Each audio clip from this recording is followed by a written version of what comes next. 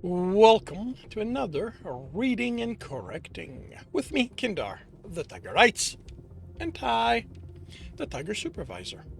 These are where I read a chapter from one of my stories and correct it as I go. If you want to listen to these live, it's every Tuesday morning, 8 a.m. Eastern Time on Twitch and YouTube, and if you are looking to support me, that is on my Patreon. Today, we are doing chapter 103 of The World Which Is. When me and Brandon leave Cranston's compound, we are filthy and stink. Brandon's still surprised we got out of there without any more fighting. Without any fighting. No, any more fighting. First thing I did once led to where we work was change into the worst set of clothing I own. Glad I did, and now I want out of them, but I'm not switching. Switching equipment. I'm not switching equipment. Equipping my other set of clothing isn't going to clean me, and the shit we had to shovel, and I mean literal shit, got under everything. Their part of the city doesn't have a well-maintained sewer system, so they need to clear it themselves. I don't know how the more fluent parts do it, probably magic, but here it's manual labor, something used as a punishment. And I basically asked to be punished for the damage I inflicted on Cranston's people, so he gave us the worst he had. I can't stand the state am past a few alleys and I duck into one, telling Brandon to keep watch as I unequip everything and use rags I've accumulated over the trip to scrub myself down as best as I can. Then I equip my next worst set of clothing. I don't need to go. I own. Still don't feel clean, but at least this is bearable. As soon as I get to the club, I'm getting a bath. Might even pay for the luxury one, so I don't have to wait for another. I don't have to wait in line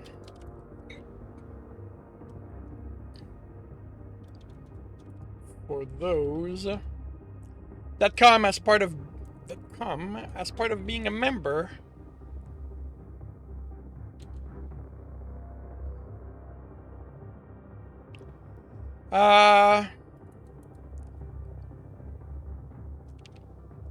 For one that comes as part of being a member to be available.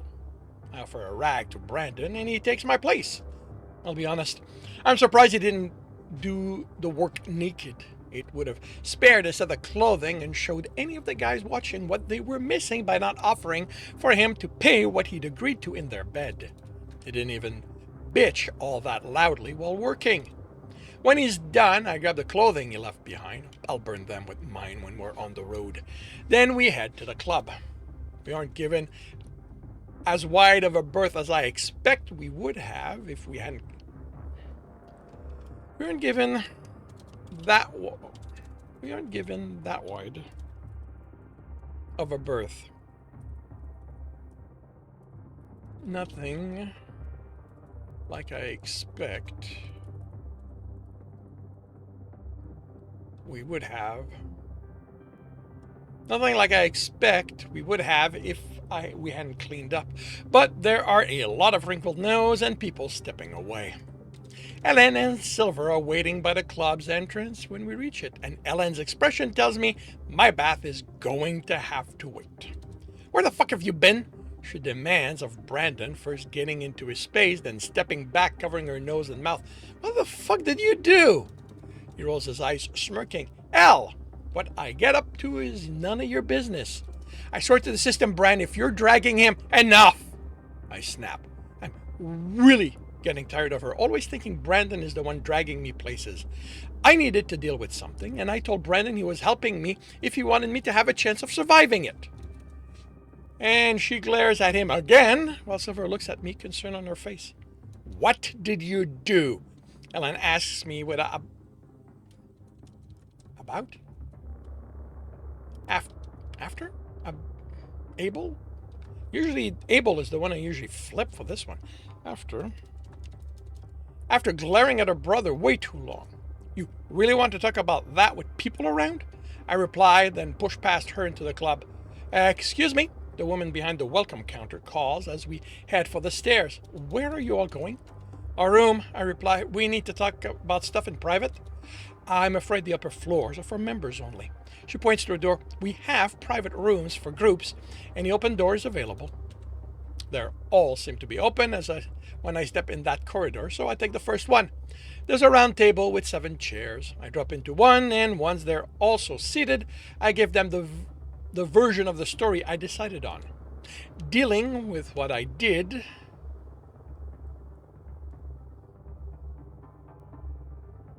okay, I don't need to be obscure. Dealing with killing Xander. Dealing with killing with Xander with this compulsion it's given me has been harder than I thought. Brandon glares at me like even that's more information than he wants me to give. But Ellen's got to know about that part if she'd kill me at the first indication I'm a threat to others. I almost lost it on a few people while we traveled. Her and Silver's attention are entirely on me, so they miss Brandon's worry, and I realized it was just a question of time until I killed again. So I forced myself into a situation that would either let me figure out a way to handle it or kill me. And she asked, I'm here. Are you okay? Silver asked. No. I don't know I'll ever be okay again, but I think I've come up with something that puts the odds in my favor of not killing someone. Not killing anyone else. Of not killing anyone else. Ellen's look is speculative and Brandon goes on alert. Why didn't you tell me you were having problem? Because until today, I didn't think it was a problem. And because if I didn't tell you I had a way to handle it, you'd have carried through with the plan for me.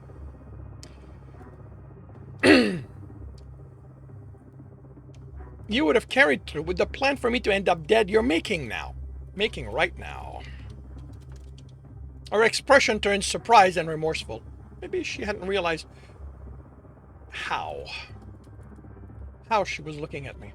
I mean, I wasn't sure that's what she was doing, but Brandon certainly she'd protect the most people she could point it in that direction. What's the plan now? She asked. We finish here, head to Kansas City, where I finish my quest, then go home, where I'm not going to be a threat to anyone. You'll always be a threat, Dennis, she says. Every story I've heard of someone in your situation ends the same way. They eventually give in. Then why haven't you made sure I die? I ask. Dennis, Brennan warns, don't give her ideas. But it's indecision I see in her eyes, and I choose to interpret that as her not being entirely certain I'll turn bad. I've gotten everything I need, Silver offers, and that breaks a little of the tension left. We're all done. We're all done.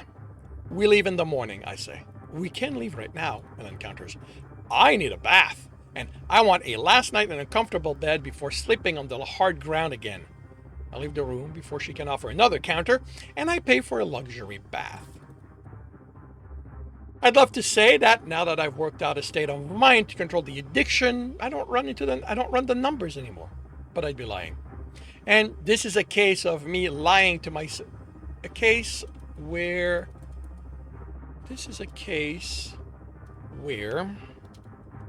me lying to myself will end up with me killing people. Most of the time, I'm fine. When I start running the numbers, I breathe and remind myself of who I am, of the promise to myself, put myself on that point of balance, and they fade away. I can even put myself in the middle of a conflict and de-escalate it instead of fighting the urge to cause it to explode and give myself an easy experience. But when I'm tired, on my bad days, then not running the numbers is nearly impossible.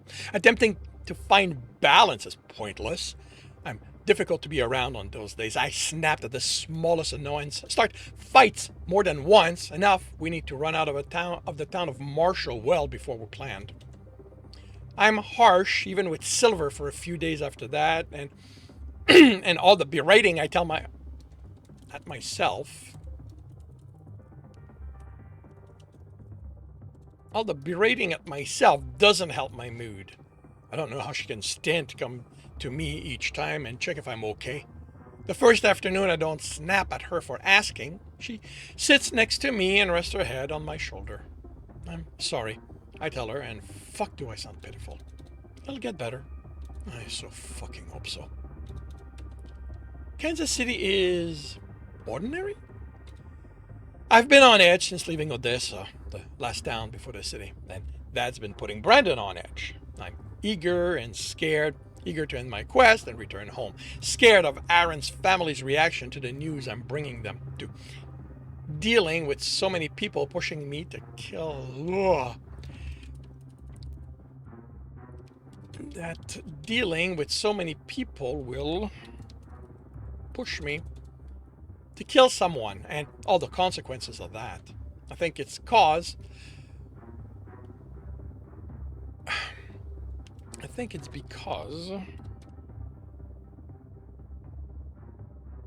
no, okay. I think it caused me to build up this impression of the city as a fortress of darkness where my worst fears wait.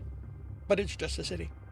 Entering it is tedious, more than stressful. There's a line of travelers, but we still need to declare who we are and why we're there. Being explorers doesn't let us in the way Brandon seems to think it should, and he snaps at one of the guards. It doesn't devolve into a fight, but it does cause us to be led aside and questioned more thoroughly. When I mention Aaron and the quest I have for him, that he died, they're saddened. I guess it makes sense. They'd know of him. This was where he lived, after all. Doesn't mean we get out of there any faster, and Brandon is in a worse mood. There's a club here, so that's our first stop. The hotel for Ellen and Silver is a few blocks away. Ellen's worry when we go our separate ways is palpable. I have to check the journal for Aaron's wife's shop, Cynthia's Flowers, and the man behind the bar doesn't know of it. None of the explorers do. But only one's local, and she doesn't spend a lot of time in the city. Not smirking at Ellen's relief when we meet up to eat is difficult. It's almost like she thought the moment I set foot in the city, I'd turn into a mindless killer. This is one of my good days overall. I'm comfortably balanced, and the numbers are under control.